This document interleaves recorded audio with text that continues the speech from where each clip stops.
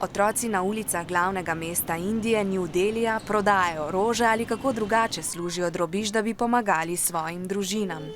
Zato nimajo časa za šolo. Poleg tega se revni otroci v razredu večkrat ne počutijo dobro. और जैसे बड़े लोग जाते हैं तो उन लोगों को अलग बिठाते हैं और गंदे बच्चों को अलग बिठाते हैं। V Indiji je osnovno šolanje v državnih šolah brezplačno, a te šole so slabe, saj jih na milijone otrok zapusti, ne da bi znali brati ali računati. Neizobraženi otroci imajo slabše možnosti za lepo prihodnost, zato jim trgovec Rajesh pomaga v šoli pod mostom. Tablo je nadomestila stena, stole, tla.